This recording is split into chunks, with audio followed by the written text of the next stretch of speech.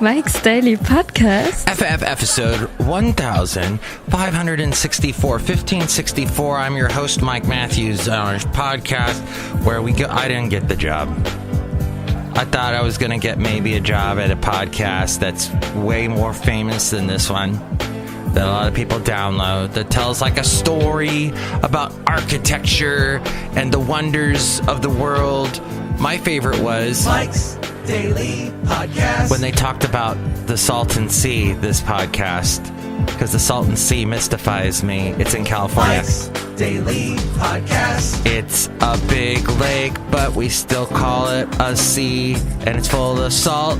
It's where the Colorado River converges, and it's not my fault that I don't do a podcast that they want, the type that where there's a lot of music playing and you tell a story and it's scripted out, and like, that's not the way this show is. This show is not that. Mike's Daily Podcast. It's me talking to you on a very early Wednesday morning at 5:33. It feels like a Tuesday, Mike's and I like that. Daily The 1 day advance Podcast thing is kind of cool. Yeah! It's very cool. And we use hedgers too much in this world. Kinda, sorta. Yeah, I kinda like that. No, you like it or you don't. Maybe you kinda like things, I guess. I like it. I don't like it. I'm warming up to it. My point being, someone just walked in. Who could it be now? I bet there's someone who's been listening to the show for a long time that is going, why doesn't he ever sing that Men at Work song when someone walks in through the door? Because it really pertains to that. Who could it be now? Hello, my compatriots, Madame Rootabega, and it is me now. Was wonderful. Did you like Men at Work? Yeah, Colin Haywood, I used to date. Woo. Wow. I'm surprised you guys didn't get married. You seem perfect for each other. Thank you. Look who else is here. Oh, dear Mike, this is Valentino, the parking attendant. And this is Bison Bentley. Do you know that? All right. So great to have you here, you guys. Yeah, we didn't want to be here. It's too cold. Yeah, we need more heat here at Cafe anyway. Do you know that? And here's today's podcast picture. Anyway. Cafe anyway. Yes. So a couple of people have... I have a podcast picture. I want to say hi out to Edward T. Goodman III. He liked my tweet yesterday where I talked about Palette. The Palette show. It was called Palette, the last show. And then Steve Baker liked a tweet. And then the Think-Uns liked a tweet that I had. What was the name of the Crumb Catcher is what the Think-Uns used to be. And now they are this band. I believe they are in South Carolina. And they have some fun rock and roll that they play. And they have, let's see. Do they have any... Oh, they say keep scrolling down their website. And I can hear a song, perhaps. Okay, I'm scrolling. I'm hitting play.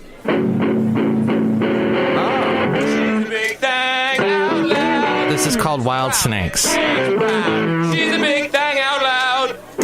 Serpent sprout and snake sprout. Oh, wow. Yeah. That's some cool Swamp Billy music for you. She's a big thing out loud. Serpent sprout and snake sprout. She's a big thing out loud. Serpent sprout and snake sprout. Yeah. All right. So I really appreciate that they like a lot of my tweets. And you can find them on Twitter at... Well, it's actually at Kennedy66 Mark with a C, but you can go to thethinkuns.wordpress.com to hear more of their stuff. The Think-Uns. It's an interesting name.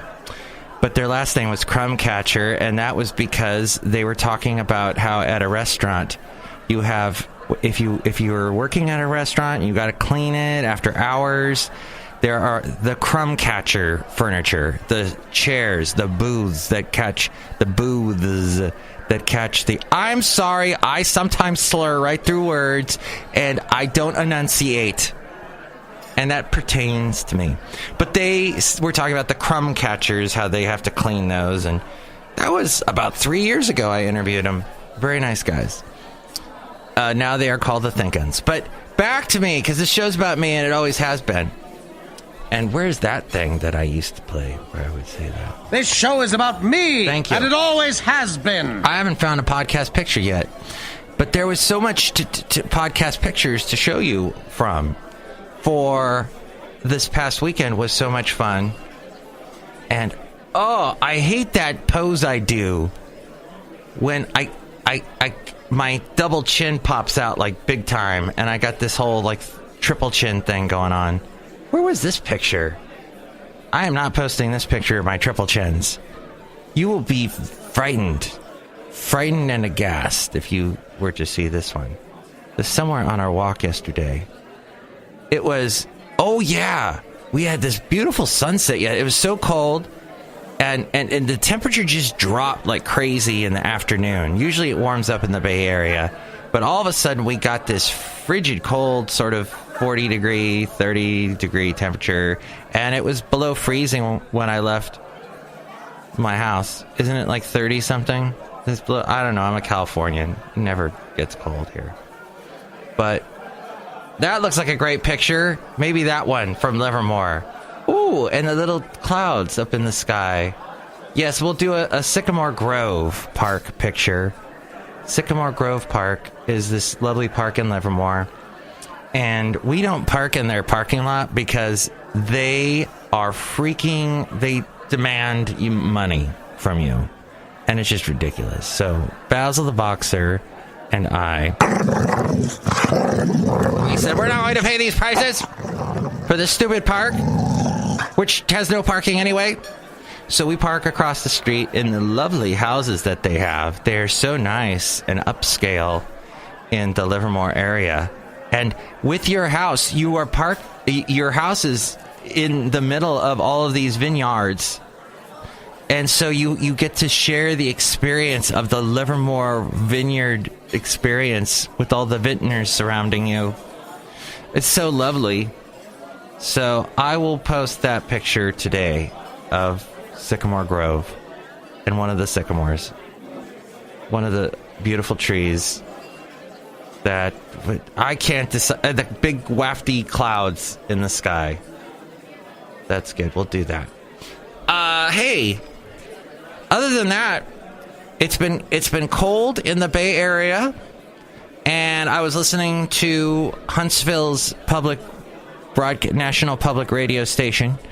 I think it's WLRH, which, by the way, I finally said goodbye to my long time Mike's Daily Podcast magnet banner that I had on my car. It just was so washed out, and so someone was walking by the car every day and scraping it or something. It just looked awful. So I said goodbye to it, and I realized underneath it, when I bought the car in Huntsville, Alabama, used this lovely Saturn car, I didn't realize, I forgot that they had put a little logo of their car dealership. They do that a lot in the South. If you buy a car from somewhere, we're going to stamp our logo on the car. So whenever you drive, anywhere you go, it's going to be stuck on the car where you bought the car. Oh, thank you. That's nice. It says on it the Saturn of Huntsville. But I have a little refrigerator magnet for Mike's Daily Podcast, which if you'd like one, I'm not going to mail it to you, but I'll give it to you in person if you ever want to meet me. Let me know if you want to go on a Mike excursion. We do these Mike excursions around the Bay Area. Yeah, you have to be in the Bay Area. Unless you're going to fly me out to you, then we might work out a deal. But I have a magnet, a Mike's Daily Podcast magnet that I have on my car, and it looks so cool. Hey, let's do this one with Basil looking out over the hills of Sycamore Canyon. That looks pretty cool. And the grass is so thick these days. It is so... Oh, and there's a woodpecker that I saw. And perhaps we can hear that audio now. Pecking away. Can you hear it pecking? There you go. There's a lot of... It was very windy. There's me going peck. Oh, there it goes. Wow. Can barely hear I've it. seen them in Florida, but not here in California. It was good. And then I heard the woodpecker, and it's pecker go. And that didn't really happen. But yeah, there was a woodpecker. My friend, the point being, and this pertains to all of us, is that sometimes we have to say goodbye to things that we've held on to for a long time. And I know at some point I'll have to say goodbye to the wonderful Basil the boxer. I'm hoping it's not for a while, but and I really love when I meet boxer owners and they tell me, "Oh yeah, boxers don't last very long, maybe 8 years," and I'm like, "Well, Basil's 9.5," and they're like, "Oh, good for you." So, but I know we have to say goodbye to things and move on, and there's hopefully a great big wonderful adventure in store for all of us, and we just need to be positive and move forward. My point being that there was a culture of harassment going on with the Mavericks. The Mavericks owner said he was remorseful for the lack of oversight and that he had no prior knowledge of what was going on with the Mavericks. Multiple sources speculate that Mark Cuban must have known about the Mavericks' organizational culture and prevalence of sexual harassment. He adamantly denies that. Sports Illustrated contacted the Mavericks and Cuban yesterday seeking comment. Within an hour, Cuban reached out via phone. He says he had just fired Buddy Pittman, the Mavericks' longtime VP of Human Resources, and had already hired a third party to handle harassment complaints. Late last night, the team released a statement alluding to another team employee, Earl Sneed, also being terminated. Cuban was outspoken and emotional in a discussion with Sports Illustrated, alternately remorseful for the lack of oversight and defiant that he had no prior knowledge of the situation for the Mavericks, which was a wonderful band that I used to love to listen to in the 90s. The Mavericks had a song called All You Ever Do Is Bring Me Down. But no, we were talking about the basketball team. So the White House Press Secretary Sarah Sanders is seeking blunt criticism that the Trump administration has not punished Russia over its 2016 election meddling, cryptically hinting yesterday that an unpublicized action had already been taken. Donald Trump, quote, has done a number of things to put pressure on Russia and be tough on Russia. And he also said this. I love playing this one here. It goes like this. I would build a great wall, and nobody builds walls better than me, believe me. And I'll build them very inexpensively. Yeah, right. I say it's better to get along with Russia than not. Okay. She added, he has been tougher on Russia in the first year than Obama was in 8 years combined. And they also used the whole thing about 2014. The Russians began this social media blitz to make us all mad at each other. And that was under Obama's watch, and he didn't do anything about it, supposedly. We will find out when Obama finally says something about this. Maybe that'll be today. But her defense comes days after Special Counsel Robert Mueller released a detailed indictment against 13 Russian nationals for allegedly interfering in the 2016 U.S. election. Sanders later echoed some recent Trump tweets claiming that Trump has been tougher on Russia than former President Barack Obama ever was. That statement doesn't seem to reflect reality, however, says CNN. While Trump and even some Democrats have criticized the Obama administration as not speaking up enough on Russia's actions before the election, Obama did take some steps to reprimand the country. Obama did, Russian Vladimir Putin's, and just the fact that Russia's president is named Vladimir, Vlad, as in Vlad the Bad, as in Dracula, as Vlad the Impaler, that freaks me out. His name is Donald's a nice name. Donald. If you want to go out and play, make sure that your friend Donald is with you. You know, Obama, well, that's just a magical name. But Vladimir, did I say magical? But Vladimir Putin, Obama confronted him on the sidelines of the G20 meeting in China in 2016, something Trump has yet to forcefully do in meetings with the Russian leader. Trump and Putin discussed election interference in Hamburg, Germany in July of last year. Trump later said he thought the Russian leader was earnest when he denied any election meddling. He said he didn't meddle. I asked him again. You can only ask so many times, he said, in Vietnam when he was there in November. During his last 2 years in office, Obama imposed sanctions on Russia, on Russian individuals and entities for election meddling, and kicked out 35 Russian diplomats and closed 2 Kremlin compounds in the United States. Wow, he did a lot. I appreciate that. Yeah, so shut up, Sanders. My God. I don't know what that was. Was that Archie Bunker? There was a Russian troll arrest. Former Russian troll says he was arrested after speaking to the media. A former worker at the Russian troll factory that was mentioned in the allegations released on Friday, targeted by U.S. prosecutors, said he was arrested after speaking to American media. Good. And it's so funny because we have the whole thing with first the Republicans loved the FBI because they went after Hillary, and then it was Comey, and Comey helped get Hillary elected. Hillary defeated and Trump elected. It makes me mildly nauseous. And he said, that I had any influence on the election. But then all of a sudden, Comey goes after Trump about these Russian collusion allegations, and then the Republicans hate the FBI.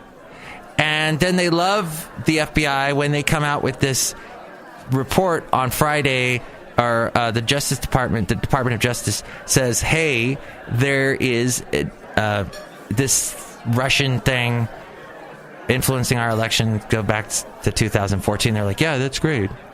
But then I heard, what's his name? Jay Sekulow, total conservative lawyer guy, hates Obama, hates the Democrats, and goes on and on about, in his last show, about how there was how the FBI didn't follow up on the lead about the shooter in Florida, yet they had a lead about it. Oh, they did a whole show about that. But we won't, because there's one more interesting story I'll get to as we go outside a cafe anyway.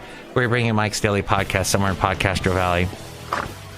And that is, speaking of the DOJ, the Department of Justice, President Trump said Tuesday that he has signed a memo directing the Department of Justice to propose regulations to ban all devices like the rapid-fire bump stocks involved in last year's Las Vegas massacre. Propose regulations to ban all devices that turn legal weapons into machine guns. In October, the Las Vegas shooter used a bump stock to increase the fire rate of his weapons.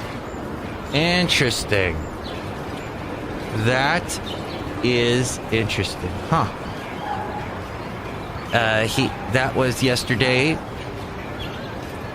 and he's seeking to show action days after the deadly shooting in Florida. He says we must move past cliches and tired debates and focus on evidence-based solutions and security measures that actually work. Oh, that's going to snap! That is going to... Oh my gosh, it's going to drive the... Oh my gosh, my gosh, my gosh! Oh, snap. The Republican gun owner people are going to go nuts because they don't give one iota. They're going to freak out with this information. about Trump. They're going to just throw so much heat on Trump, and he'll change his tune. This is what I think. We'll see if he actually sticks with this. But that's the end of the show. I can't stick with it any longer because I got to produce a show in a moment. But this pertains to all of you. Thank you so much for listening to the show. And so I didn't get a job working on another podcast. You don't want me working on another podcast. You want me working on this one because you like this one and you tweet me, and that's fine. You can always find me on Twitter at Mike Talks. I'm at MIKEs-DAILY-PODCAST.com. Go to the website. And you can also tell Alexa to play the show. If you have an Alexa, an Echo Dot, or a Google thingy, you can say open iHeartRadio or start iHeartRadio or start TuneIn or open TuneIn or however you do that. And then once you do that, you say play Mike's Daily Podcast. I think that's how it works. But that's the name of the show, Mike's Daily Podcast, as you've probably gathered. And the name of the website, MIKEs-DAILY-PODCAST.com. And you can help us out through the PayPal there. Maybe I'll give you a refrigerator magnet. I don't know. But the past podcast pictures are all there. It's wonderful. MIKEs-DAILY-PODCAST.com. Next show, we're going to... Chely Shoehart is what we'll have. Floyd the Floorman, John Deere the Engineer, they'll stop by. It'll be great. Mike's Daily Podcast is written and produced and performed by Mike Matthews. His podcast is super easy to find. Download or listen to his show and read his blog at MIKES-DAILY-PODCAST.com. Email Mike now at MIKES-DAILY-PODCAST@gmail.com. See you tomorrow. Bye!